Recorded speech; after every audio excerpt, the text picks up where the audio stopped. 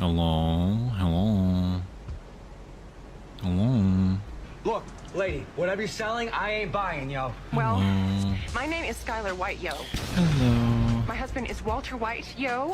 It changed my music. I know that I gave it pre-permissions to do that, but we're gonna change it back. Give me my Soulsborne DMCA free. Welcome in, Manda. Shout out X Manda Bear X. Hey Vinny, hey Hoko, hey Emily, how's everybody doing? It's Friday. Yet another week of corporate servitude down. Lord have mercy, I'm about to bust. Let's go. Let's go. So this one's going to be a little bit of a different vibe and procedure than normal, as you can imagine. Last time I tried to do an ASMR stream, it didn't really... I just kept getting loud.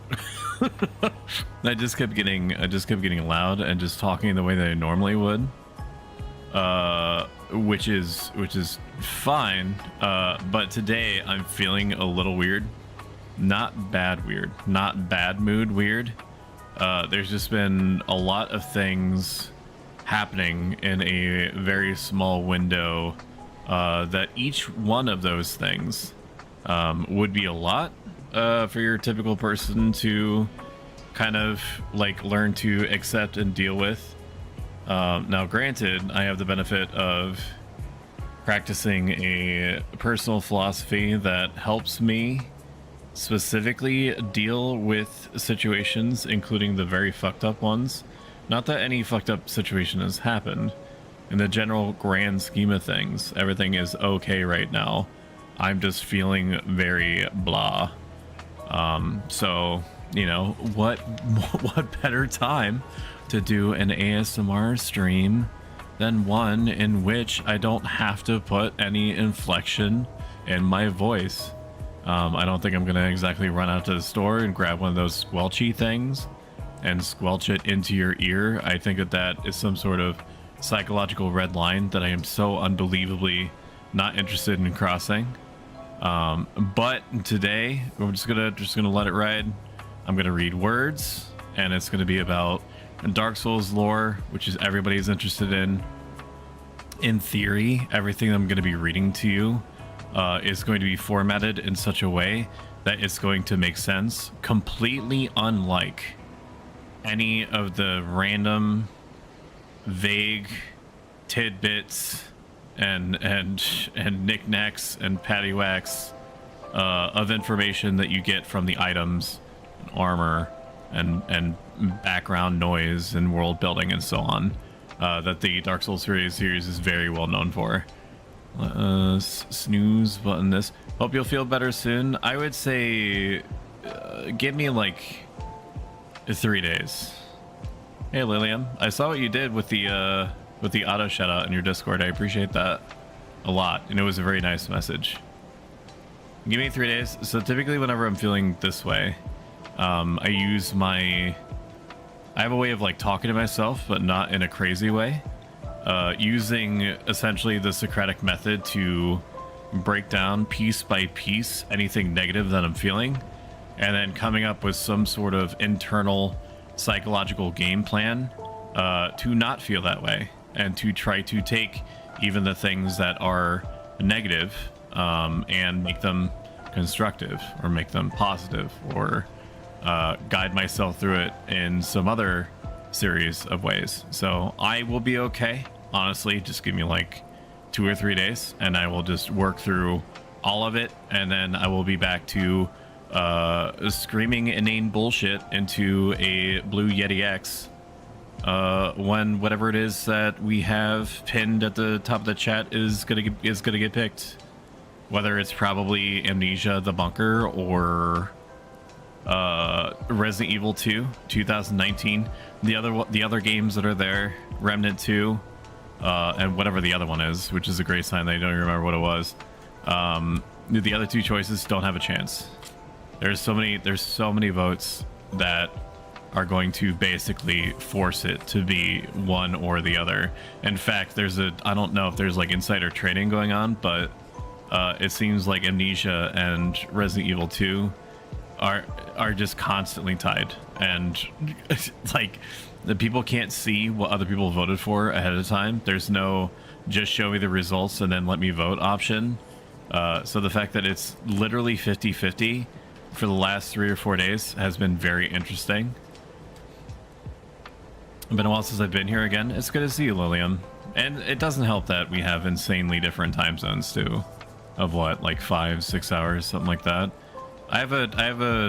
There's a non-small number of international viewers that I have and regulars that at least in the case of one of them specifically destroys their sleep schedule in order to watch me, which while I appreciate, I wish that there was a way to not have them do that. Let's speed within 3 days. Let's do it. Love mate. Yeah, I'm gonna go to sleep soon. Not gonna lie, it's 1 a.m. for me right now. VOD stoic. What? VOD's what? VOD's what? What? If we had met 2 or 3 years ago, I might have done the same. All right, so we're gonna start with locations today. Dark Souls 3 is gonna be background dressing like a salad. It's gonna be like salad dressing, okay, where the words that are coming out of my mouth are gonna be the salad.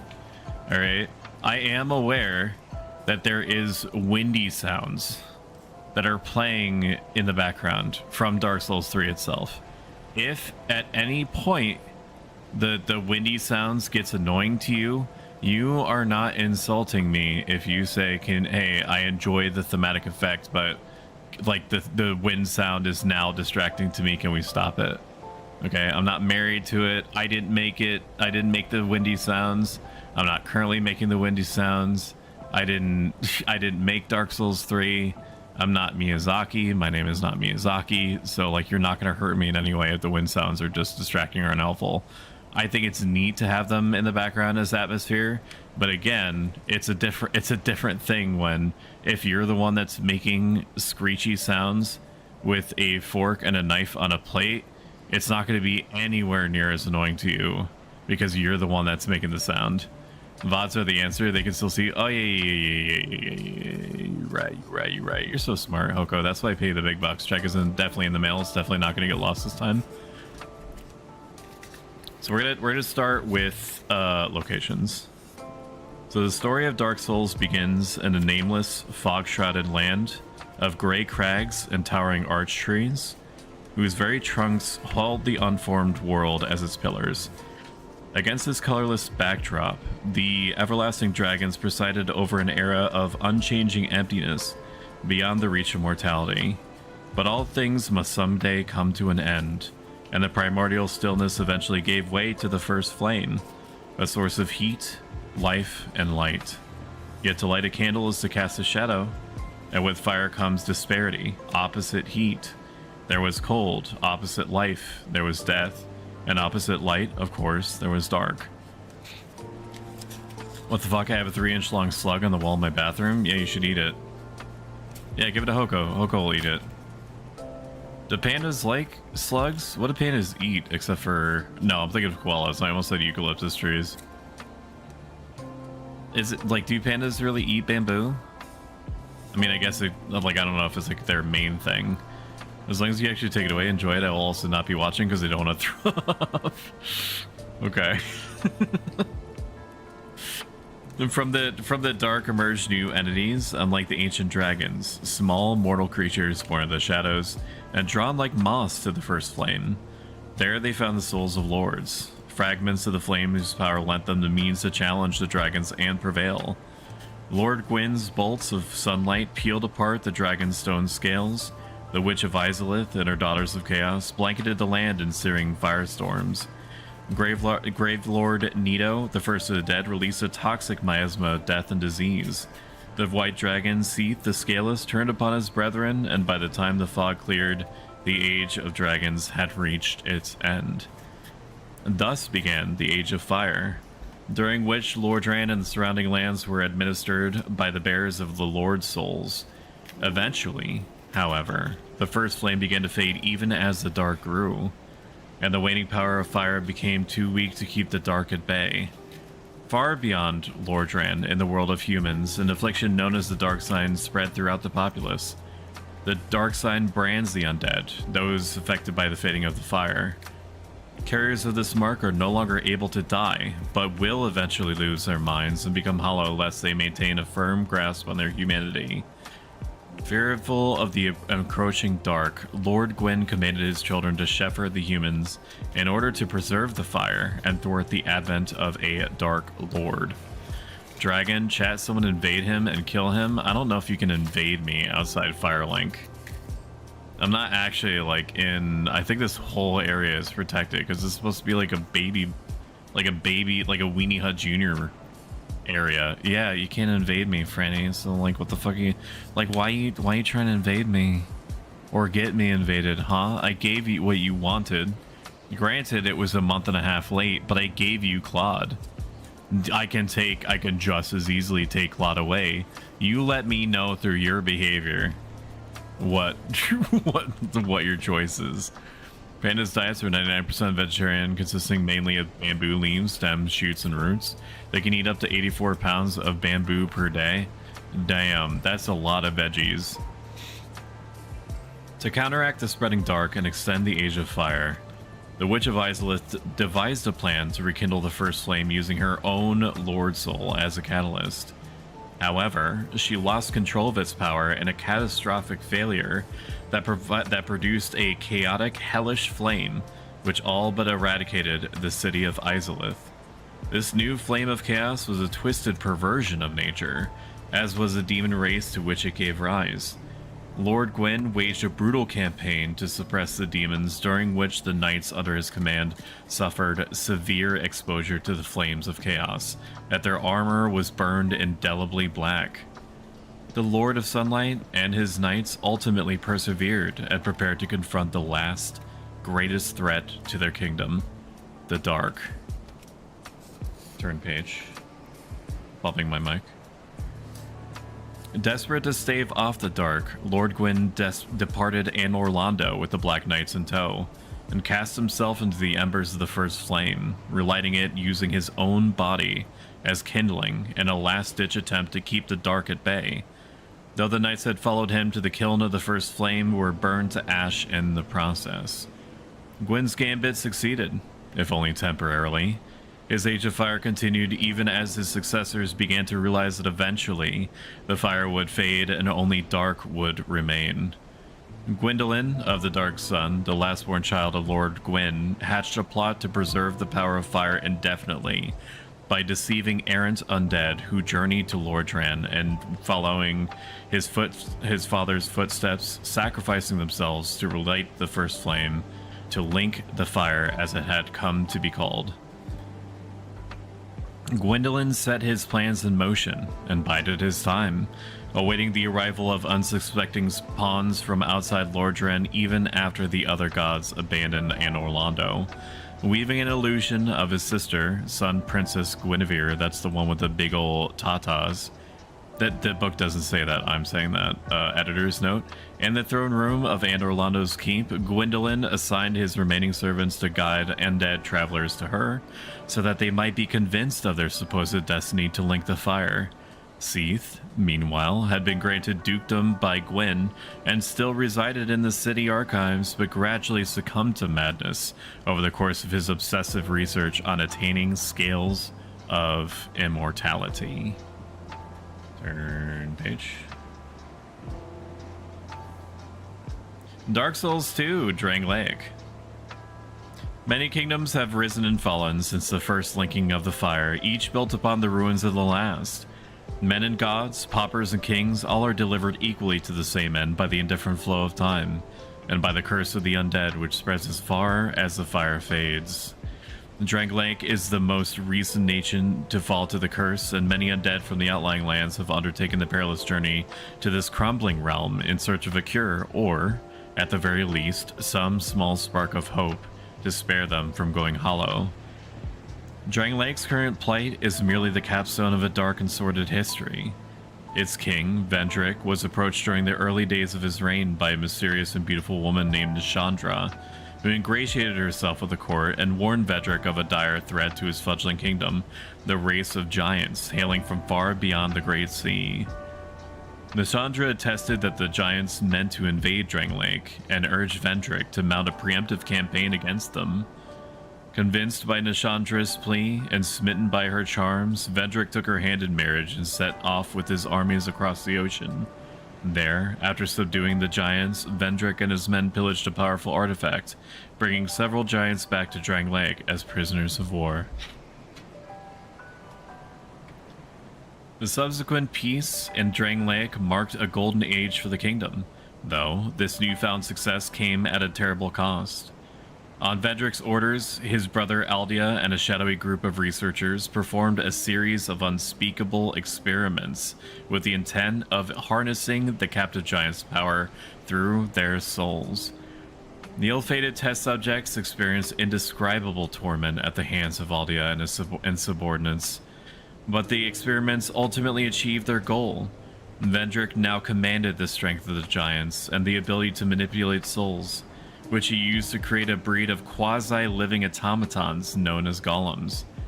These creatures became a cornerstone of Drang Lake and were instrumental to the kingdom's prosperity. Every decision, however, carries a consequence, and the recompense for Vendrick's actions were severe. The Lord of the Giants, seeking to avenge the unprovoked attacks on his lands and rescue those of his countrymen who had been taken prisoner, launched a massive counter-invasion.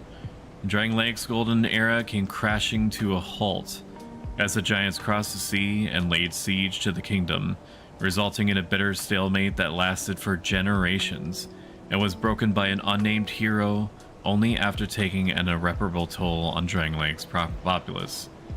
During this time, the kingdom was struck by another disaster of a very different sort, the Undead Curse, which slowly began spreading among Vendrick's subjects as the siege dragged on.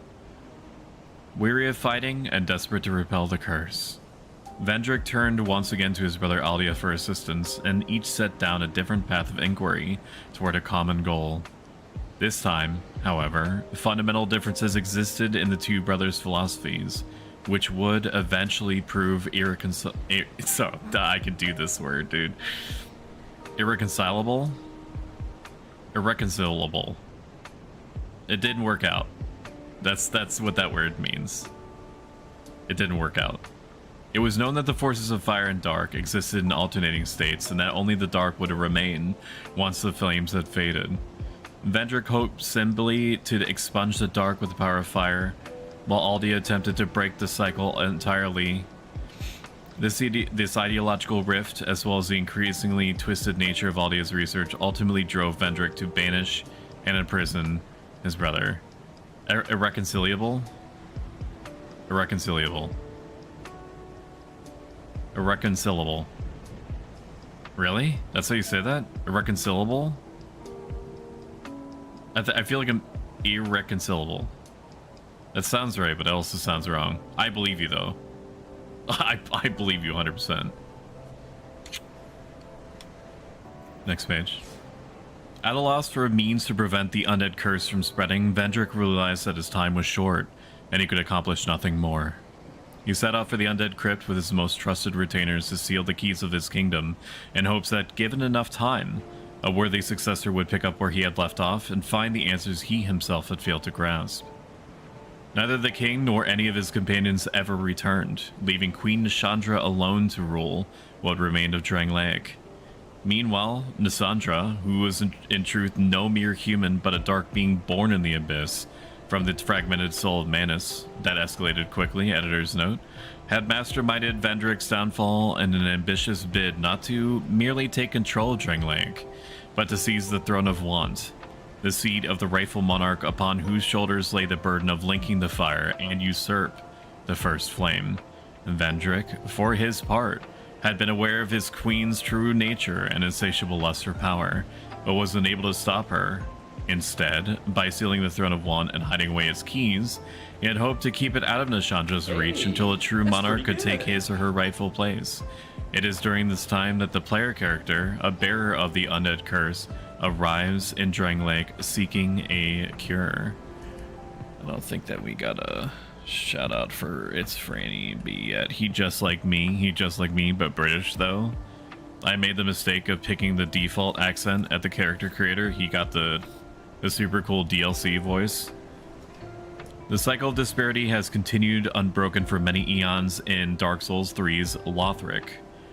Alternating ages of fire and dark stretched so far into the past that the tale of their origin amount to little more than ancient legends. Lords of Cinder have risen and fallen in turn, each dutifully offering his flesh to link the fire, only for it to fade once more into dark. The few surviving gods of Lordrain live in hiding, their influence waning, even as their names fade into obscurity, while the once great city of Anor Londo lies in crumbling ruins. You should follow Franny. Franny is a great streamer. He's a better streamer than he gives himself credit for, sometimes. Definitely worth, like, there's a reason why I just have him in the background just constantly while I'm working. It's one of the few things that stops me from, like, pulling my own face off. I love Franny. He's a chaotic gremlin. Lurk, I'm off to sleep, man. Have a good sleep, William. I appreciate you. Thank you for coming by. The demons, too, stand on the brink of extinction, with their numbers dwindling in the flames of chaos, their source of power and sustenance all but extinguished. Likewise, little remains of the ancient city of Izalith where they were born, save its half-collapsed underpinnings buried beneath the remains of several more recent civilizations. Although the art of pyromancy and its practitioners live on in the Great Swamp, its roots have been long forgotten, and the chaos witches from whom it originated are no more. Meanwhile, the servants of Darkstalker Kaith are more numerous and organized than ever, and continue working to undermine the linking of the fire. In Londor, the Land of Hollows, three sisters founded the Sable Church with the goals of uniting those afflicted with the undead curse and grooming the next Dark Lord. Every member of the church is a trained swordsman, and some specialize in assassination. Indeed, its fundamental precepts offer salvation to Hollows, while conversely cursing all living things. The populace of Londor in general comprises a questionable assortment of wretchedly aged, deceitful, and dubiously secretive undead, among whom a few are so desperate to hide their true nature that they fool themselves and turn themselves upon their own kind. Owing to their suspect activities and generally unsavory dispositions, the denizens of Londor, and members of the Sable Church in particular, are shunned by the rest of mankind and forced to live in the shadows. Arts to you too, Emily. Thank you for being here. Kingdoms have successfully risen and fallen on the same plots of land. The nation currently occupying the convergence of these ancient territories is Lothric, a decaying city-state, isolated from even its immediate neighbors by the high wall upon which it sits. That's what's in the background behind me. Adjoining Lothric on the exterior of the high wall is the Firelake Shrine, which we're actually sitting on top of, and houses the ceremonial thrones of 5 previous Lords of Cinder. The first flame is also enshrined here, and the region is set to lie at the convergence of many separate territories. The importance of the sacred site in the linking of the fire draws throngs of pilgrims from outlying lands despite the arduous journey and the decline of Lothric. However, attitudes towards linking the fire have begun to change, and the futility of the endless cycle between ages of fire and dark have dawned upon those who might otherwise offer themselves upon the altar of the gods. Candidates for sacrifice to the first flame have been precious few, which has led the activation of a security measure established to ensure that the fire would endure. When the link of fire is threatened, the bell tolls, unearthing the old Lords of Cinders from their graves. These lords were meant to offer their residual embers to light the first flame anew, but as the prophecy states, the fire fades and the lords go without thrones. The newly arisen lords in fact abandoned their thrones of their own volition, rejecting their destiny and returning instead to their own abodes. The abdication of the Lords of Cinder from their duty in turn triggered a final failsafe, a last desperate measure to ensure that someone, anyone would link the fire, the awakening of the unkindled. That's us. These nameless, cursed undead are unfit even to be cinder, and are instead tasked with returning the extant lords to their thrones, by force, if necessary, in order to gather the embers required to link the fire. And so it is that the Cemetery of Ash suddenly becomes a much livelier place, and the player character, one of the many unkindled with a common mission, rises from an unmarked grave. Let's talk about the Abyss, Manus, and the Fragments of Dark. The Abyss is a realm of dark born from Manus, the primeval man also known as the Father of the Abyss. This plane of existence shares nebulous borders with the mortal world and slowly encroaches thereupon, swallowing all in its path. The Abyss is inhospitable to mortals and entities aligned with fire, including the gods. These beings cannot traverse the Abyss without special equipment or other protection to prevent both physical and spiritual corruption. However, creatures aligned with or merely indifferent to the dark are able to traverse the Abyss without suffering any ill effects. In the distant past, Sir Artorias of Gwyn's Four Knights traveled to Ulusil with his comrade Hawkeye Gao, Lord's Braid Kyrian, and the Great Grey Wolf Sif in an attempt to halt the spread of the Abyss, but succumbed to the dark and perished before he could complete his mission. Artorias' mantle was taken up by Ulusil by the Chosen Undead. Sorry, I skipped a line there. It's getting a little bit dark in my room. After being dragged back in time to Ulusil by Manus, entered the Abyss through the city's ruins and vanquished both the corrupted Artorias and Manus himself. In so doing, Lordran was spared from the destruction, though Ulusil was not. Subsequent legends credited Artorias with this accomplishment, and the truth of his demise was concealed, so that his legacy might remain untarnished. Manus' soul was fragmented and dispersed along with the Abyss, following which his shattered essence reformed to four separate entities that came to inhabit Drain Lake and the surrounding territories: the Sister, Nisandra, Adalia, Alana, and Elsana. Meanwhile, sundered sections of the Abyss continued to exist and even attracted a ragtag group of pioneers known as Pilgrims of the Dark, led by the mysterious Dark Diver Grandel, who sought to explore these sacred sites through dimensional gates. According to Grandel, humans need the Abyss in order to understand their true origins as creatures born from dark, and to face the dark that every human harbors within.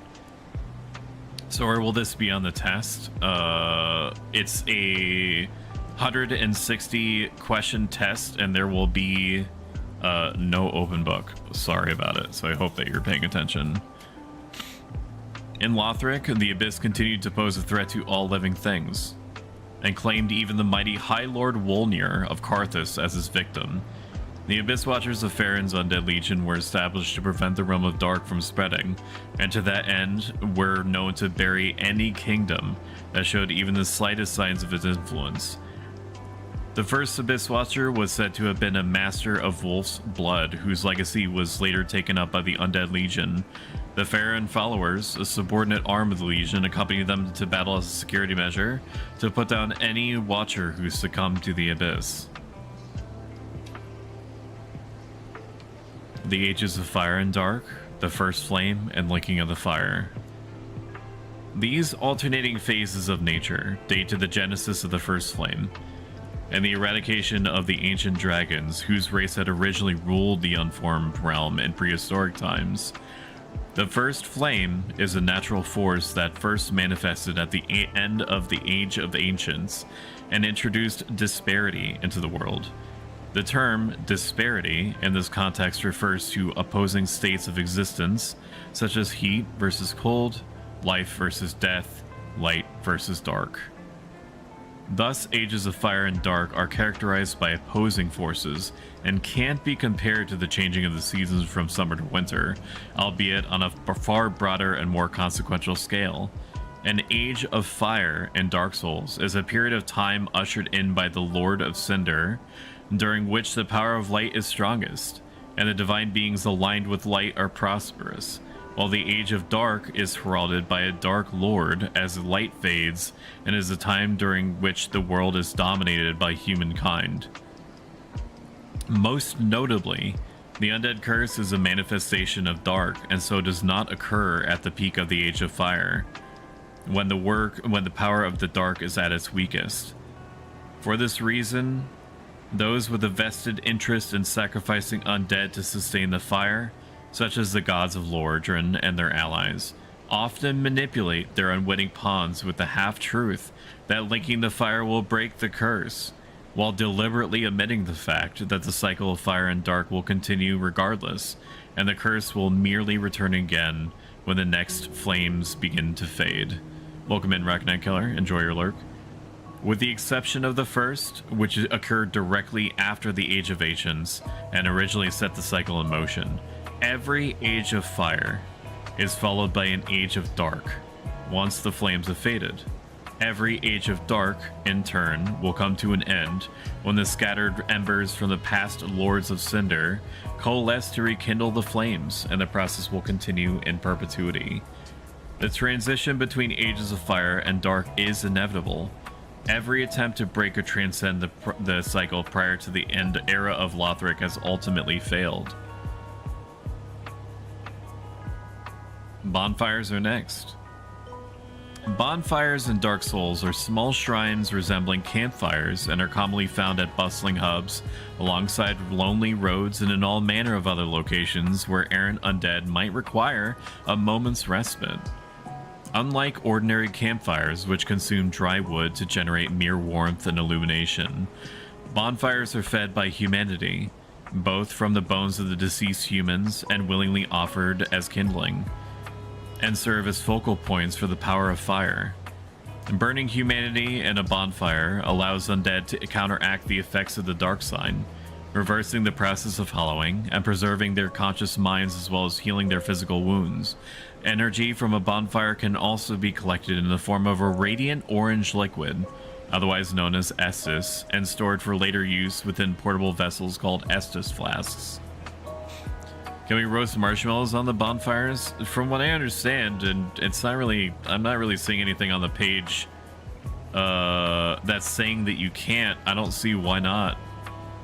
I mean, it's still talking about fire, right? So like it should still work. I don't see why it wouldn't. And me, of course, I'm not reading from a book. I'm recollecting this all from memory. So yeah, to answer your question, you can roast marshmallows on Dark Souls bonfires. Have at it. Fucking go nuts. Which ad drops marshmallows? Which, like the monsters in the game? I think it's the weird fleshy flying weird fucks, the goblins, like the flying meat goblins. Those probably have them. I mean, I think that you only ever fight those in like Dark Souls 1, but I'm not sure. I don't remember. So good luck farming them. While most bonfires are attended only on an occasional basis by passing undead, some are constantly maintained by firekeepers, unique individuals whose souls overflow with limitless humanity and serves as fuel for the flames they tend. These special bonfires are linked to one another through their firekeepers are unable to leave them, and therefore never meet face to face. Covenants in Dark Souls are organizations, religious or ideological sects. Like S-E-C-T-S, not sex as in like coitus or intercourse, like a religious sect. You chuckle fucks are giggling out there. I sense you giggling. And other such establishments, sect, yeah. And other such establishments to which the player can pledge allegiance. While some covenants are tied into the main narrative of the games in which they appear, others represent independent side stories, or merely serve utilitarian purposes. One of the most proliferated and best-known covenants is alternately referred to as the Warriors of Sunlight and Heirs of the Sun. Members of this group worship Lord Gwyn's firstborn, a disgraced god of war and former heir to Gwyn's lightning, Solaire of Astora, an oft-referenced figure throughout the Dark Souls series, is himself a warrior of sunlight, and famously emphasizes this covenant's golden goal of facilitating jolly cooperation. In stark contrast, the Gravelord servants operate from the shadows, spreading death and disaster in the name of Nito, the first of the dead, and one of the four original Dark Lords. Or one of the four original lords, not Dark Lords. That's different. Don't mind me. That's a little slip up from me. The Dark Rays, meanwhile, are vassals of Darkstalker Kaith, a primordial serpent who seeks to restore the Dark Lord and bring about the Age of Dark. These malevolent beings reside in the abyss and plunder humanity, making them a threat to the living. Likewise, the Fingers of Rosaria are a mysterious order of supplicants dedicated to Rosaria, goddess of rebirth, for whom they collect pale tongues from innocent victims as offerings. The Brotherhood of Blood, a sadistic cult of cutthroats and murderers, led by the enigmatic Tichi Gren, indiscriminately hunts new victims in the name of their blood god, Nar Alma. Nar. I need to take a drink. My mouth is like drying up real good. Got some of that Los Angeles coffee. It gets really, really stinky. Is it like San Francisco coffee or something? I don't know. I don't remember what the brand is. All I know is that they have like a plastic top part and like a cloth bottom part. It fucks real good with peppermint mocha creamer, but then again, everything does. PvP when you're resting voice? No, there's not gonna be any PvP, dude. No, there's not gonna be any PvP. I'm fucking level 12. I'm 12, bro. I don't even know how to get like invasion items in Dark Souls 3. I'm the protector normally. Welcome in, Crucian. Good to see you. Normally I join the Blue Sentinels, so if anything, I would be sitting here flagged up to help people deal with invasions. The Way of White is another possibly even more influential covenant which encompasses an entire religion, as well as the ruling castes and clergy in the nation of Thorland. However, not all the covenants that claim to work towards the greater good are necessarily as pure as they might appear. The Blue Sentinels in particular are an influential force in the city of Volgan, where their power is so great that the armorer Moglin laments being unable to even to open a shop there without the Sentinels' approval. The Mound Makers of Lothric, meanwhile, are indifferent to the justice and malice alike. Their only goal is to expand their family, and to this end they roam the battlefield stacking corpses without regard for their victims' identities or transgressions. A few select covenants harbor no grand ambitions nor lofty ideals, but seek instead simply to defend their own territories or secrets from interlopers. The Forest Hunters, a clan led by the mysterious feline Alvina, reside in the Darkroot Wood and bear ill only against interlopers upon their domain. In particular, they seek to protect the grave of Artorias the Abysswalker from wayward desecrators and plunderers. By the same token, the Rat King of Change is to guard their subterranean territories against intruders. So too do the Watchdogs of Farron strive tirelessly to drive away those who might trespass upon Farron Keep and disturb the deceased warrior's slumber. You said there would be PvP? I literally have never said that. Ever. Welcome in, Mr. Fish. Good to see you. Blah blah to you too, my friend. I've never said or even remotely implied to you or anyone at any time that I would do any kind of Dark Souls PvP or PvP in general in Souls likes.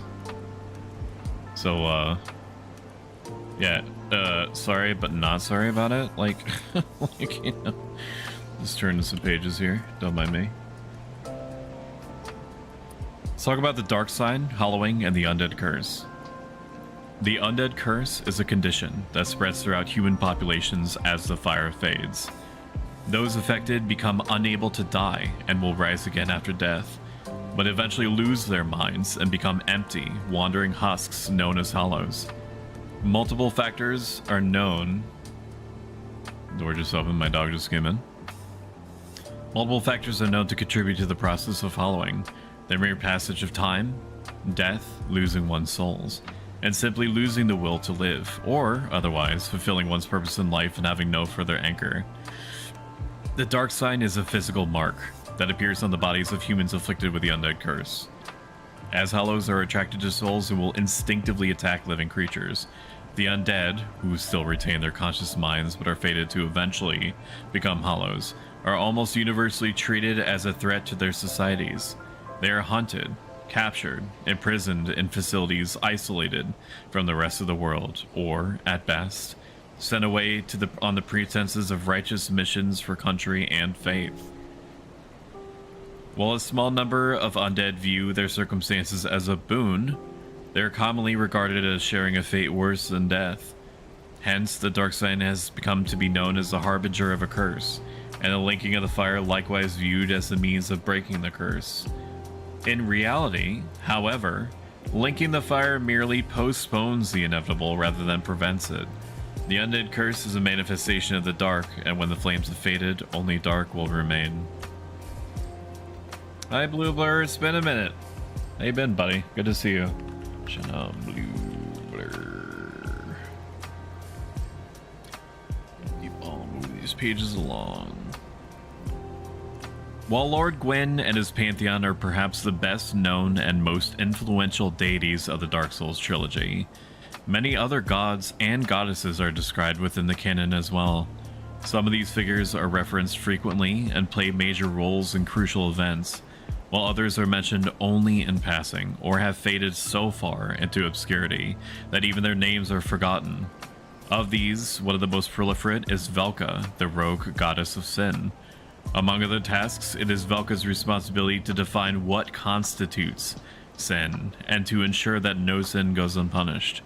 Some adherents of Velka are ordained as partners. These individuals are charged with hearing the confessions of sinners and offering absolution, as well as distributing rites of indictment, which are used to report transgressors to the Darkmoon Blades for retribution.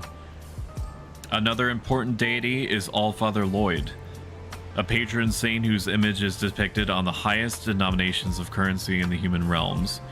Known as an uncle to Lord Gwyn, Lloyd is in particular revered in the nation of Thorland, where his apostles include the head bishop of the Way of the White. Though knights of the clergy hunt the undead in Allfather Lloyd's name, those among the clergy know those ranks who will become afflicted by the curse are instead sent away on undead missions. While his name is widely known at the time of the chosen undead's journey to Lordran, Allfather Lloyd is denounced by the clergy of Karam as a derivative fraud and is no longer commonly worshipped by the Way of the White in the era of Lothric. I hope you're doing well and hope Shumi is too. We've spent a few weeks at my in-laws' house, her parents, and that the visit has been wonderful. Her parents are great. Ellie has definitely benefited from being outside of the house. I don't know how familiar you are with the situation that was going on with Ellie, our dog.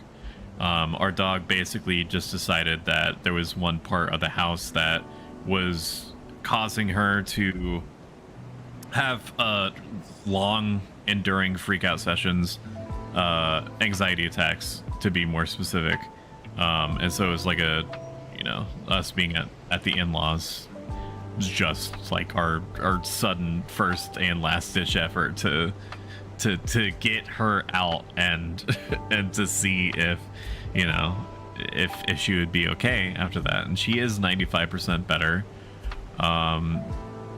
We are gonna head home we're gonna head home tomorrow, which is why there's no stream tomorrow, and we're going to just hope that whatever she thinks caused her to originally feel the way that she was feeling is either a non-issue or is simply just not worth worrying about, or is gone, or some combination of the 2 or 3 things that just came out of my mouth. We'll see about that. She gets more advanced blood work done on Wednesday, this coming Wednesday. We simply don't have any information on why she started acting the way that she did, or seemed to be having anxiety attacks the way that she was. But it is good that she wasn't experiencing that at the in-laws. As far as I could tell, she's had moments, but it's hard for a dog to not have a moment when like 4 or 5 days ago. It was like 2 o'clock in the morning, and there was like a freak thunderstorm where there was essentially like so much lightning happening outside that it was like a strobe light for about 45 minutes to an hour, along with some of the most heavy thunder that you experience. Then on top of that, being woken up by a fire alarm going off, and me trying to get her out of the house because just the fire alarm would be sufficient to freak her out. It would be sufficient to freak out the dog, and it was pouring outside. So, you know, three completely different negative things kind of happening back to back over the span of you people also not having sleep. So we are like, despite everything that you just said, there are lots of positives that are happening. Streaming is going well. People seem to enjoy whatever this is that I put out Monday, Wednesday, Friday, and Saturday, and Tuesday and Sunday indirectly through my wife. So the answer is we're doing fine, and it could be worse. That's the that's the TLDR. One of the most significant items pertaining to the gods of Dark Souls is a name-engraved ring, which is associated with no fewer than 10 of these deities, ranging from Katha, the goddess of tears, worshipped in Karim, and alternatively depicted as either compassionate mourner of the undeserving dead, or demonic bringer of fortune, to Nema and Hanlith, respectively goddesses of the bliss and love, who are never mentioned anywhere else in the trilogy. Not all of these mysterious figures are actually divine in origin. Evlana, goddess of the hunt, was a human huntress, deified by later legends of her deeds in life. Indeed, enigmas exist even among the descendants of Lord Gwyn himself. Gwyn's eldest son, a god of war and heir to the sunlight, who respected weapons but not else, was stripped of his deific status and expunged from the annals as a consequence of his foolishness. Though he still watches over his warriors, no one ever remembers his name, and it is possible that he is the nameless king. Likewise, few mentions are made of Princess Filianor, who has lain sleeping within the Ring City since the first Age of Fire and may be Lord Gwyn's youngest daughter. There exists barely a single passing references to the flame god Flan, who is known only to have taken the Sun Princess Guinevere's hand in marriage and departed with her from Ainur Londo. In certain cases, more than one god occupies the same role in different lands. For example, while Lord Gwyn's firstborn was known in Lardran as a god of war, the fallen nation of Ferosa worshipped a different war god known as Faram. Ferosa's lion knights, clad in heavy armor, blessed by Faram, were known for their decisively nimble two-handed fighting style. In other instances, the distinction between two gods is a blurry one at best. Zender, god of desire, and Xandro, god of greed, are both represented by the image of a serpent for nearly identical symbolic reasons, and it's possible that both are merely alternate interpretations of the same deity. Hi, Bunny Celeste. Hi. I'm gonna give you a quick shout out. Welcome in. It's good to see you. I checked out your channel, and you seem very nice and well adjusted, so I look forward to watching more streams.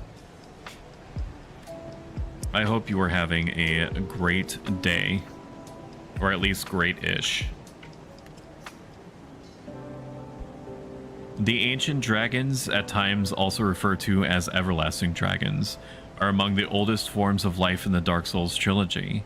They predate the first flame and the original Dark Lords to a time of gray crags and arch trees known as the Age of Ancients. The land over which the dragons presided was unformed and shrouded by fog, an environment devoid of disparity and untouched by light or dark. The dragon's stone scales provided them with limitless longevity, but not outright invincibility. They can still be killed, and their species was hunted to the very brink of extinction by the Four Lords and their servants after the advent of the First Flames. Oh, thank you so much. You're very welcome. Dragons take a variety of forms and possess a diverse array of individual abilities, traits, and dispositions. Seath the Scaleless, a blind albino dragon who betrayed his own race and sided with Lord Gwyn, uniquely bears no scales of immortality, and is aligned with the element of magic rather than with fire, as most other dragons are.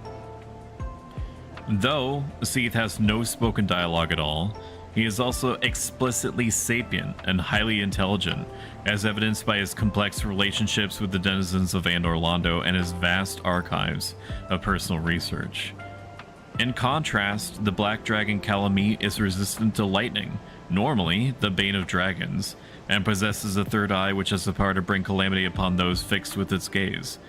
So fearsome was Calamite that even mighty Andor Londo dared not provoke his ire. I found you through someone else's Discord and your content seemed awesome. Thank you for that. I appreciate you. Allow me to show you around, gestures vaguely. Now that was a great tour. Yeah, show her the break room that's hardly ever stocked with donuts and Ferrero Rochers because people routinely ignore the sign to only take one. It's called an honor code for a reason, jackasses. Don't make me set up CCTV in there and be weird about it. You're gonna make me get weird, chat. Don't make me get weird. I don't know what's gonna happen when I get weird. All right, I mean weirder than normal. I'm already weird. Dragons are extremely resilient and have been used in 2 notable cases as physical vessels within which catastrophic forces were sealed. Sin, the slumbering dragon, bore in his body a massive concentration of lethal poison and was kept asleep within the sunken city of Shulva to ensure that the substance would never be released. The Dark Eater Madur, an ancient dragon taken in and raised by the gods of Lordran, was tasked with consuming dragons and are even capable of interbreeding with other races, though the resulting offspring are regarded as abominations. Crossbreed Priscilla was the result of one such union, and Captain Yorshka, the younger sister of Dark Sun Gwendolyn, who shares similar physical characteristics with Priscilla, including a nearly identical tail, may be another. The original race of ancient dragons is highly adaptable and has diverged over the eons into many descendants, subspecies, and offshoot mutations like the Gaping Dragon. The Drakes, though widely regarded merely as imitators of the dragons, are more likely to be their distant relatives. Meanwhile, despite the dragons supposedly being extinct, a few of their species, such as Dark Eater Madir, Black Dragon Calamite, and the Stone Dragon of Ash Lake still survive. Humans have also attempted to mimic the dragons, some merely in pursuit of immortality, and others out of a desire for power to even change the course of fate. Acolytes who walk the path of the dragon seek to assume the form and longevity of a dragon themselves. In contrast, the Scholars of Dragon's Lake conducted experiments to harness the dragon's power directly, resulting in the creation of Shanalot and possibly also the Ancient Dragon. Other humans have attempted to appropriate the power of dragons through simpler and more primitive means. The Drakeblood Knights, led by Sir Yorg, believed that they could attain a higher existence by acquiring dragon's blood, which they regarded as sacred. Ironically, their single-minded quest for the blood of the dragons not only led them to their own demise, but that of the entire city of Shalva.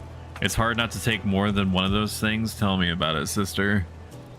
Rare Rocher, like, I have a lot of self-discipline, but motherfucker, if there's like a handful of Ferrero Rochers, you know that I'm ignoring you know that I'm ignoring the better parts of me and eating like 4, and then just promising whoever didn't get barely any that I would just get more for them. I'm playing to worldwide to the wise word of Stoic. I'm consuming and disseminating knowledge. I appreciate that, Noko. Thank you. 1,000 years before the Chosen Undead's arrival in Lordran, the Witch of Izalith attempted to recreate the first flame from a soul. The attempt ended in a catastrophic failure that created the Bed of Chaos, a distorted being whose power formed a bed of life which gave rise to a race of abominations known as demons.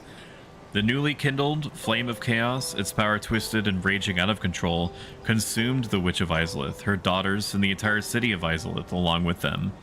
Most of the Daughters of Chaos were transfigured into grotesque chaos demons in the process.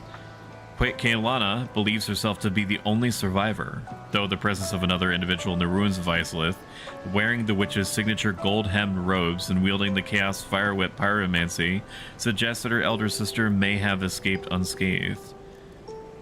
The Chaos Demons, daughters of the Witch of Izalith and former wielders of the Flame Sorcery, were hunted by Lord Gwyn and his knights.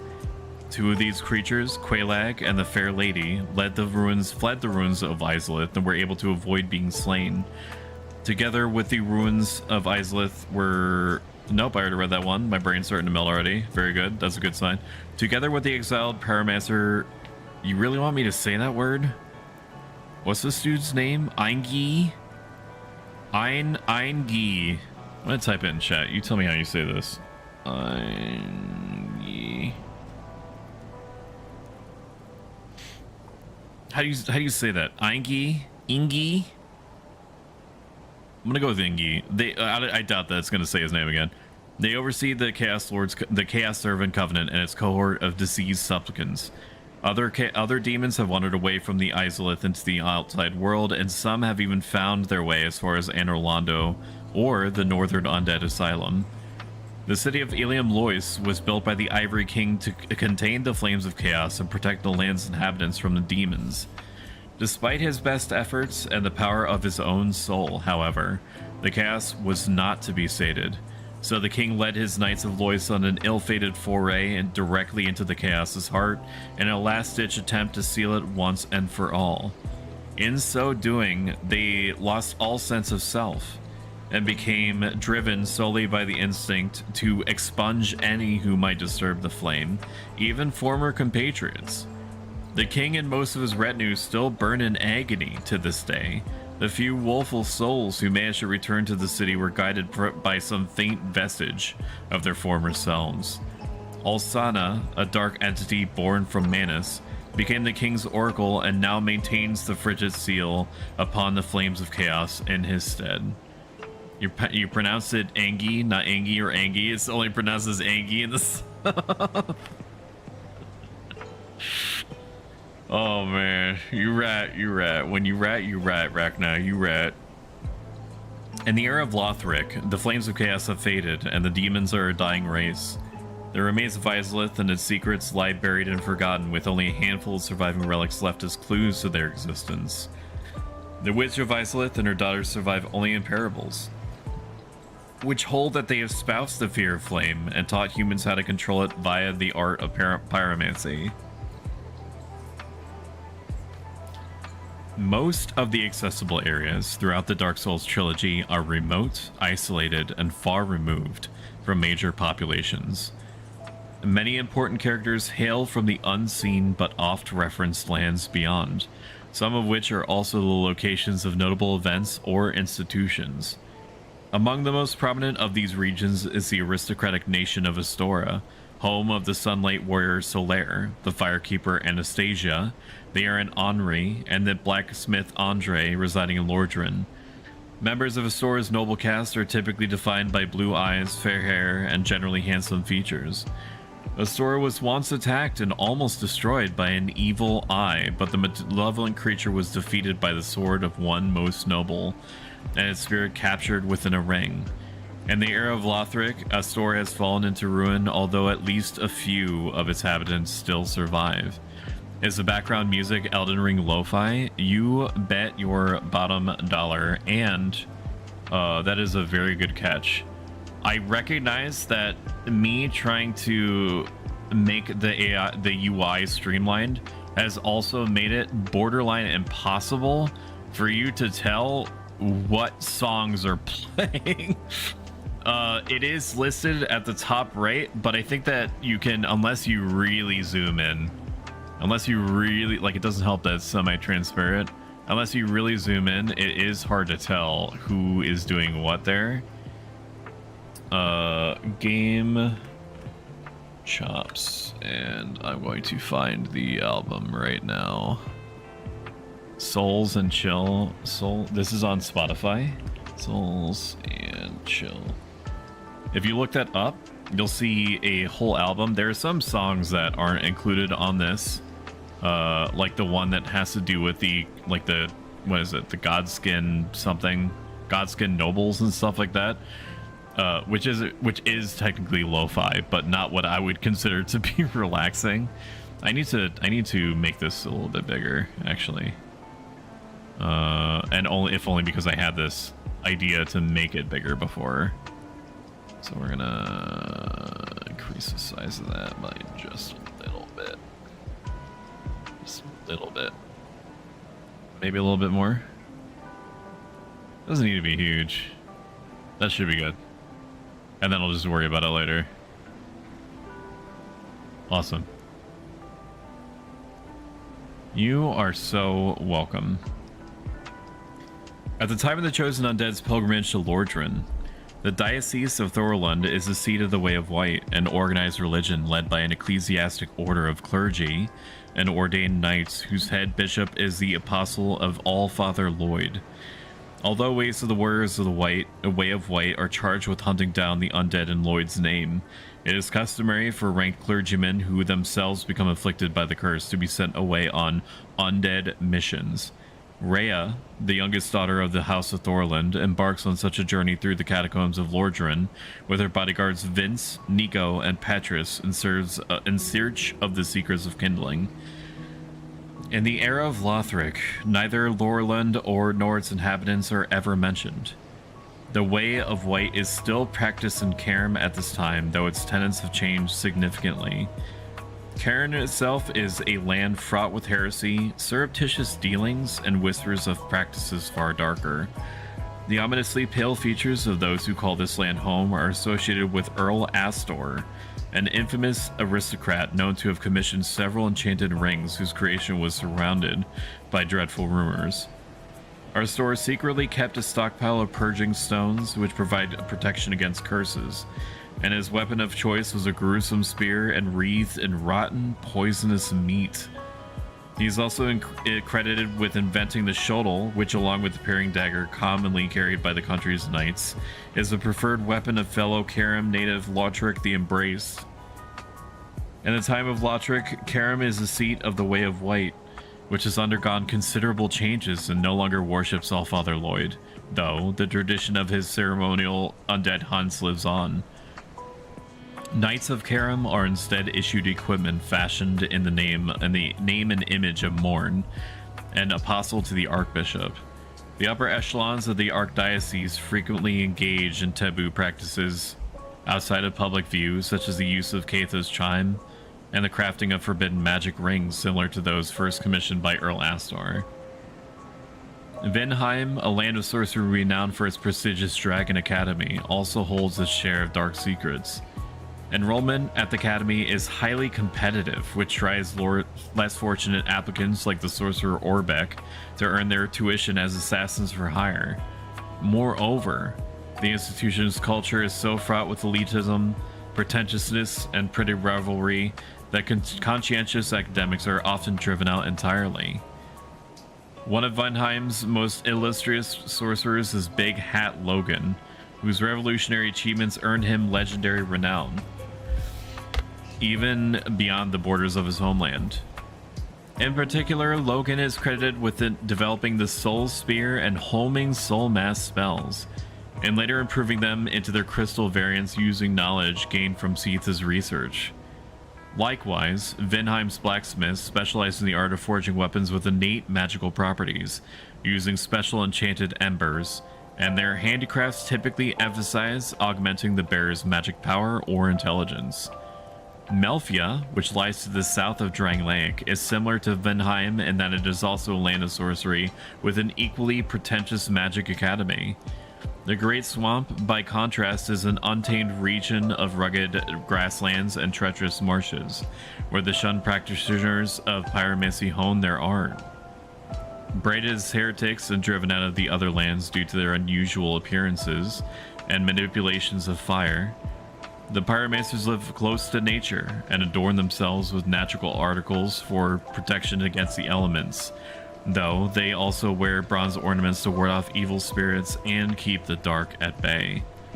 Not least among this region's colorful and at times eccentric denizens are the earnest Laurentius and the wise old Cornix. The fallen pyromancer Engi also traces his roots to the Great Swamp, but was banished even by its community of exiles for his malevolent corruption of flames into poison. Ever have your cat steal the fuzzy piece off your mic? She keeps lunging for it. I found it upstairs before and even going, it's been gone for a few days. Sometimes, like especially cats, like sometimes, I know this is like anthropomorphizing animals at least a little bit. Like there is some credit to it, right? I do feel like animals, particularly cats and sometimes in dogs, can hold grudges. I think they have maybe not the intentional emotional capacity to know what a grudge is and to act on it, but I think that there is like an instinctual, you don't want me to have this thing, I want to have this thing, I'm going to continue going after this thing until I have at least one instance where I've successfully gotten the thing and feel like I've won something over on you. You know what I mean? Many other states and regions are referenced less frequently or merely in passing. Katarina, the homeland of knights Sigmar, Sigurd, and Sieglind, is known primarily for its jubilant people and their passion for life and merriment. Even less is known of the historic land of ancient Xena, beyond the unique mannerisms of its sole representative, the merchant Domnall, and the reverence of its people for far greater achievements. An unnamed eastern land is said to be the origin of a unique style of swordsmanship employing weapons such as the Uchigatana and the washing pole, as well as home of the mysterious Shiva and his enigmatic bodyguard, Volgan, which lies to the west of Drang Lake. It is a city of merchants firmly controlled by the Way of Blue, and is home of the blacksmith Langrast, his daughter Colen, Moglin the armorer, and the cunning laddersmith Gilligan. The Five-Fingered Delta is mentioned only once in the series and is described simply as a fertile region populated by farmers. Lots of pages in between. Don't mind me. Lots of pages. Souls are the source of all life, and as such are the manifestation of disparity. They are a product of the first flame, and flourish when the fire is linked. Humanity is the antithesis of souls in that it is aligned with dark and propagates along with the undead curse as the fire fades. Humanity represents the original natural state of human existence, while souls represent the state of existence assumed by humans and all other creatures born from the dark when they are influenced by the power of fire. Because souls help stave off the loss of sanity and self-awareness caused by the undead curse, they hold tremendous value for the afflicted, and have become the de facto currency in virtually every undead community. The violent behavior of hollows towards the living is caused by the life-starved hollows' attraction to souls, which they are instinctively driven to consume. A soul contains the sum total of its bearer's power.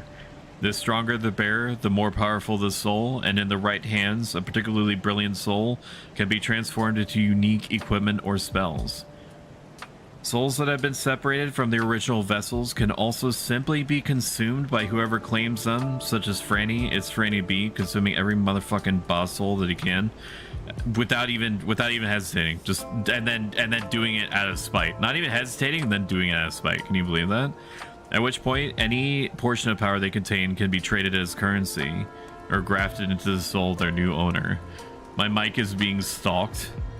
It sounds like it. Your cat wants that fucking fuzzy thing, man. Possessing a sufficiently powerful soul may grant the bearer supernatural abilities or vastly increased strength, as was the case for the ancient lords who challenged and ultimately vanquished the dragons using the Lord souls found after the advent of the first flame. Intact souls have corporeal forms and can freely change hands from one owner to the next without being consumed. Additionally, under at least some circumstances, they're even known to give off a unique odor. Okay.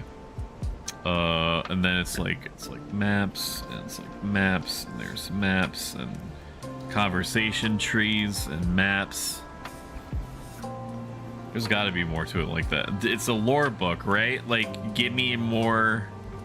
Like, give me more, dude. You can't tell me that Miyazaki wasn't just making this shit up. Like there's descriptions of like weapons and stuff like that, but I don't know if chat wants me to read out the description of every piece of equipment in the game. I'm not sure if I'm even interested in that. Soul odor, I wonder what my soul smells like. Probably strawberries, based off of like the 15 to 20 minutes that I was able to give today to listening and watching your stuff. For sure to be more, but 15-20 minutes strawberry. Wow, really? Like you got it, like it, and then it goes into pictures. At least it shows me Priscilla's feet. If you didn't make it up, where do you learn it from? There's got to be more. There must be more. You can't tell me that that's the only lore that Miyazaki has, man. I mean, maybe this is a sign. Maybe this is a sign that I'm supposed to actually like pack like early, so I'm like ready to go as soon as possible tomorrow when I drive home back to my actual house. All right. I'm gonna do something that my instincts tell me not to do for various reasons. We're gonna go to manage poll, new poll. What do Project Wingman or go pack and sleep streamer? Strammer.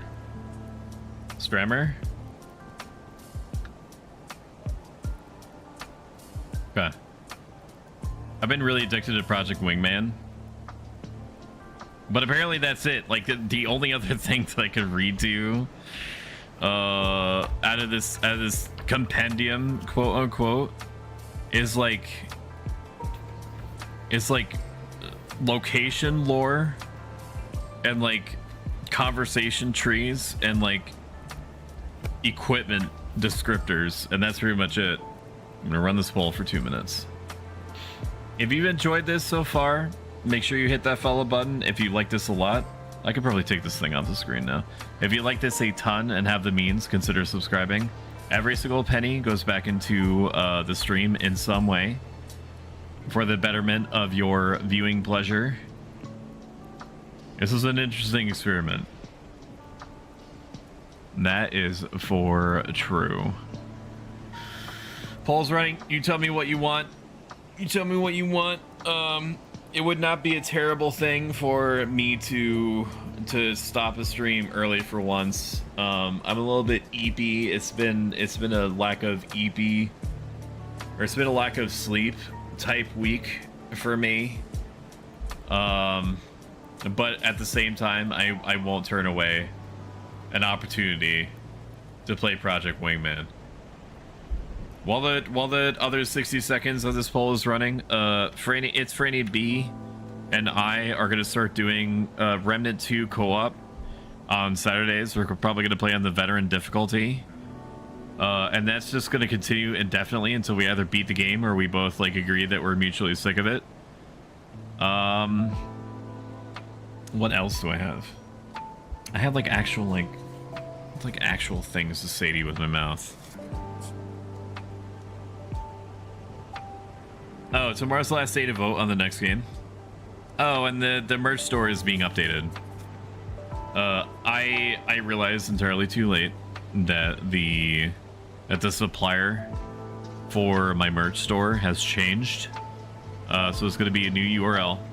In theory, the quality is going to be just as good, and there's going to be more types of items that can be offered. The downside. Thank you for the go pack and sleep. Thank you, chat, for your mercy. I mean, it was gonna be fine if I was gonna play Project Wingman anyway, but it's definitely, honestly, I agree with you. I think that's what I need more than anything. So Mercer is gonna be updated. It's probably gonna be a project for me if I can help it this weekend, and then I will just put out you know, feelers on socials and just say, you know, like, hey, if you want to buy stuff with my things on it, this is the link. I want to tell you to go away, but you should rest if you need it. That's my 2 cents. Thank you, Bunny. No, you're right. It's absolutely what it should do. I appreciate you. Soul smells like sunflowers. The color purple and orange. So show me this wingman game. I will show you for exactly 1 mission. Okay, and that's it. And then I'm gonna listen to chat because I respect the diplomacy. Democracy. Remove all items from scene. And then I'm going to put myself in the corner here. Put myself in the corner here. Something like that, maybe. And we're going to close out of Dark Souls that we're using as background dressing anyway. And then I'm going to lower, because I'm going to get a little bit louder, I think. I'm going to lower the sensitivity on my mic that I was using for ASMR. There we go, so I don't like fucking blow your eardrums out. Even though I only went into Dark Souls 3 with the explicit purpose of using it as like background noise, it was nice. It was nice to kill Udex Gundyr in about like 2 minutes, if not less, like in under a minute. It's amazing how slow motion all the Dark Souls games feel compared to the Elden Ring DLC. It honestly is very wild. I felt like I was superhuman, dude. Like I was like perfectly dodging his attacks. I was stabbing in the butt. It was crazy. That's a cool idea for a background. Thank you. Funny playing game. That's what we'll call it because that's what it is. Funny playing game. Go live notification. Dark Souls Project Wingman. Project Wingman. 1 viewers. Hell yeah. Done. And then I'm going to boot up Project Wingman live in front of a studio audience. So Project Wingman is basically like a love letter to the Ace Combat series. Ace Combat, if you're not familiar, if you've lived under a rock, which is fine if you have, I'm just saying, is a arcade combat flight simulator. That's all about setting you up in typically a alternate reality war of some kind with you as a fighter pilot. Sources, and then we're going to come over here. Variety audio. There it is, and then I'm going to. There's no sound in this yet. I also haven't audio balanced it, like at all. Like truly at all. Audio. Yeah, this is still. So I'm gonna lower the volume preemptively to like 60%. And then I'm gonna watch the bars jump up and down afterward. We're gonna go straight into campaign because I'm addicted to the story. I'm gonna turn off the music. There's not any music in this. Like this, if you can believe it, which is gonna become more impressive to you in a moment. This was made by 3 people. This is an op just for you. You know I don't like admitting this, but mercenary pilots in this world. We are Monarch, by the way. Best. They get more airtime, more time on target than any of us national pilots outside of the periphery. In truth, you get the glamour we all thought fighter pilots were supposed to have when signing up to the academy. I fucking love Ace Combat, dude. And I also fucking hate them for making Ace Combat Assault Horizon, which is like Call of Duty, Call of Duty-ficationing. What I'm trying to say is, you're capable. Ace Combat, thank God they changed their tune after, or with Ace Combat 7, dude. I am a huge slut chat for Ace Combat. I played it since the first one. Except for Assault Horizon. I looked at it and I knew that it wasn't something I was supposed to even remotely go near, or touch, or look at, or interface with at all. Limiting, jamming, and interrupting our own. Nothing to say of the censorship abilities that are used to enforce the civilian information flow. This is one of the Independence Force's top targets. However, it's been outside our strike range until now. Due to its distance from our front lines, no fuel can be wasted. Okay, you get the gist. I'll explain what's happening. So this is an alternate reality. Generally speaking, all the continents are the same. There are some geographical location names that are the same, but there is a federation which comprises of like most of the continents. There is a sub nation, like a nation within the broader sphere of what the federation is, called Cascadia, which consists of the western halves, for the most part, of North America and Canada. And Cascadia has tons of this special resource called cordium, and cordium is like a super fuel. So eventually Cascadia takes umbrage with the fact that its resources are being used to progressively take over the world by the Federation. And so they're like, hey, stop that. Stop doing war so much using this resource that we have a ton of. Federation is like, nah, you ain't talking to me like that. I know you ain't talking to me like that. And then tries to put Cascadia in its place. Cascadia rebels. The Cascadian Independence Force comes out of the woodwork, establishes its own nation, is trying to fend off the Federation, is having a really hard time of it. So the Cascadian Independence Force, with its back to the wall, is hiring mercenaries, and we're a mercenary fighter combat group, and that's the premise. That's all you need to know.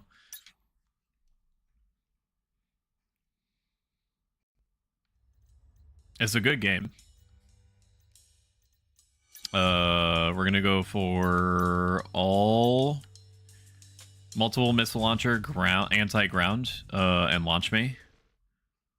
There's tons of planes. There's not a huge difference between them. Typically, it's like you get to choose between different types of loadouts.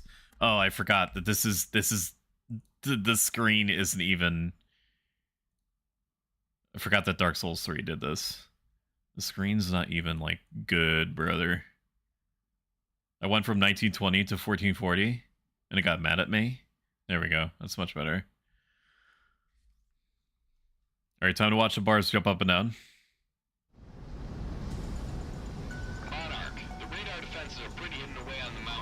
That the audio balance should be basically perfect for you. Please let me know if it's not. We're not going to be playing this terribly long because I need to listen to the democratic process that I opted into when I asked what I should do.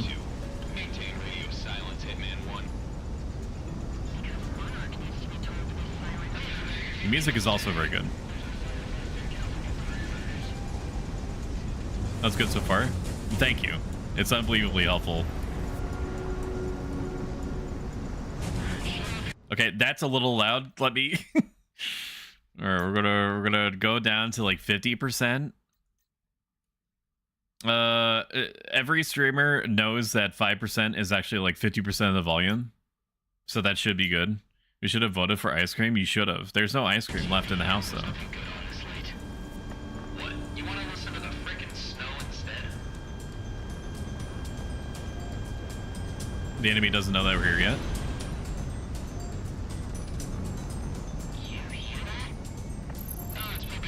Nar. Now this plane isn't really set up to do plane versus plane combat, but we's gonna make it work.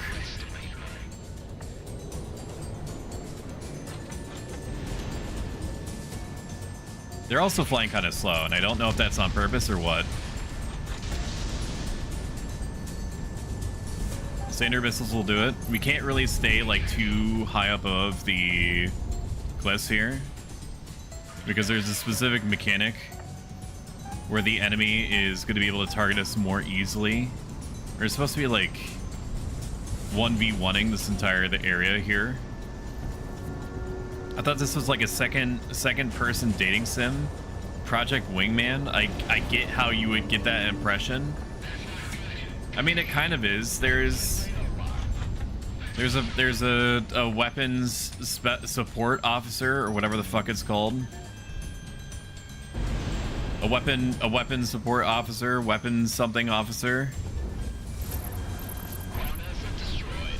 That called Prez, short for president, that hangs out with you and like comments on things that you're saying. And I did set up a mod.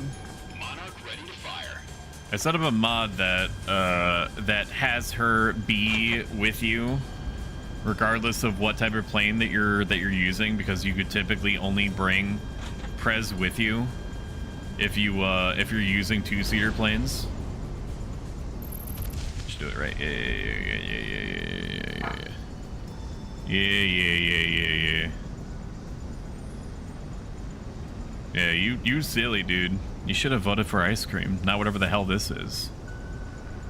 This is on you, bud.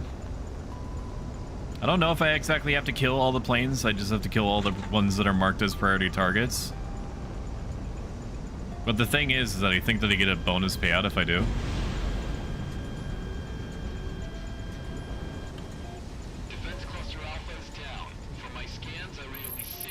God, that's so fucking satisfying, dude. That's so satisfying. I was lied to? No, I didn't say what the... You even knew that it was a plane game. Oh, no, you said, show me this wingman game. Yeah, no, I fucking... Yeah, no, that's... I'm sorry about that one. Yeah, no, I get why you would think that I lied to you. I thought that you knew that this was a plane game.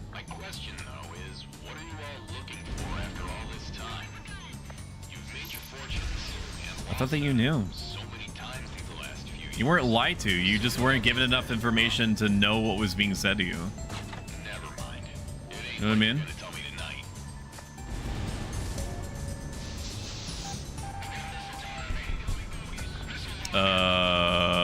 Where? This thing is not good at fighting other planes, unfortunately.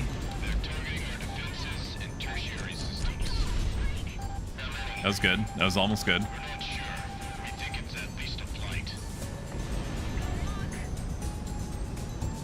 Are you for real, dude? Let me kill the plane, please. I wish I had my normal fighter, so I could like pull off like fucking amazing tricks and shit like that. I can't really do that here. They do be rolling circles around me, running circles around me, rather.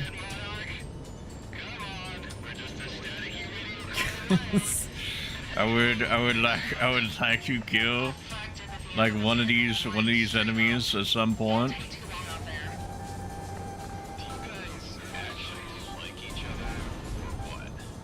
Is that gonna? Yeah, okay, we killed one. Being able to focus on one less at a time is great. Anything is a dating app if you're creepy enough. So true. Okay. That was very good. There's a fighter plane that lets me basically turn my plane however I want in real time. But only the fighters... That was close. Only the fighters have access to it.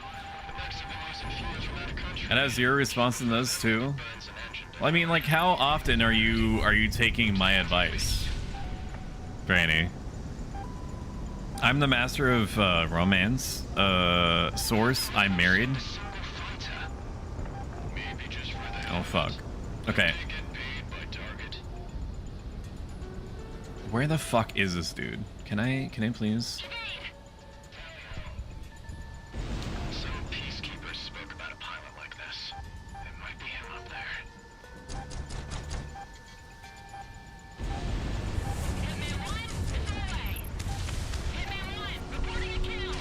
Okay, I need to not be so high up in the... need to not be so high up in the air now. So your game is, thank you for using Microsoft customer support. What is your problem? What, sticking a breadstick up my ass? What do you mean sticking a breadstick up your ass?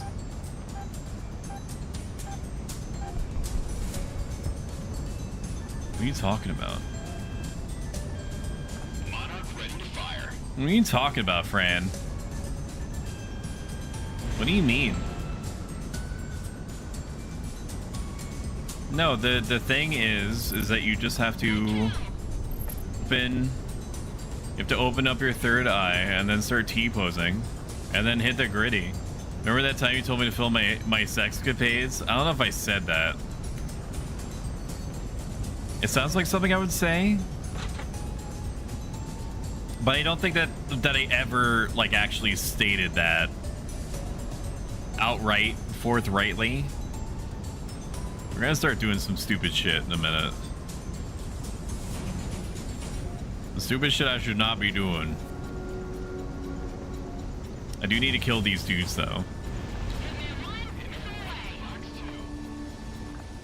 These dudes do be needing to die.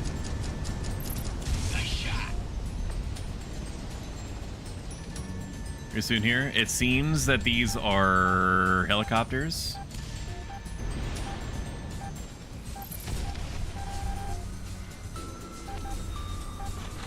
No, stop.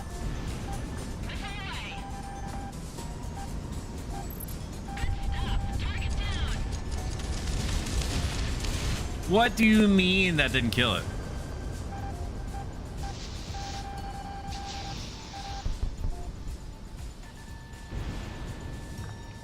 Is that good enough? Okay, thank you. Holy shit.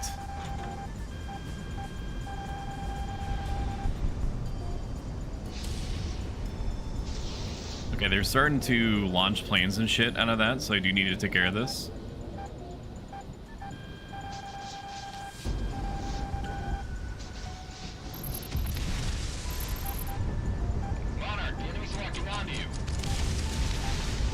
Okay, good. Yeah, no, that's good. Where? Stop. I was about to say, like, I don't know where they're targeting me from.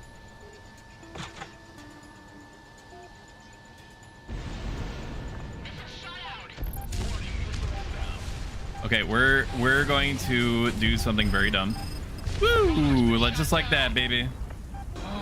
Look, lady, whatever you're selling, I ain't buying, yo. All right. I don't feel like we're trying that whole mission from the beginning. This is a sign that we need to stop. Thank you so much for being here. I intended the ASMR stream to last at least in 2 cumulative hours. And I didn't realize that like half the book was just like equipment descriptions and shit like that. Next stream is going to be on Monday. I don't know what we're playing. It's going to be whatever the result of the poll is. So once it's decided on Saturday, probably, or late Saturday, what the results of the poll is after I unceremoniously close the poll down, then you will know, and I will just release my streaming schedule like normal on Sunday, and then we will all find out together. Thank you so much for joining me, Bunny. Feel free to come back again anytime. It's Rainy B, Reckoning Killer, everyone else that's been lurking. Thank you for being here, and thank you for all of the continued support. I will see you on Monday, 7 p.m. Eastern Standard or regional equivalent with whatever it is that we are going to be playing. Let me find somebody to raid you guys out to. Let's send you over to... Let's send you over to Ryu Red. I don't think that I've been in a position to raid her often. So let's go ahead and do that.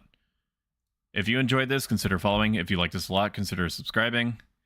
/raid Ryu Red Wings. I'm going to double check to make sure that is actually how her name is written. It is. She's a very nice person. I will warn you. Last I checked, she did seem to have followers only chat set on. I don't know what the reason for that is. I'm just letting you know going into it. All right. I will see you guys on Monday. Goodbye, my friends. Bye, bye, bye. Have a good one. Bye. Love you too, Franny. Bye, bye, bye. Have a good one. Bye. Bye, bye, bye. Take care.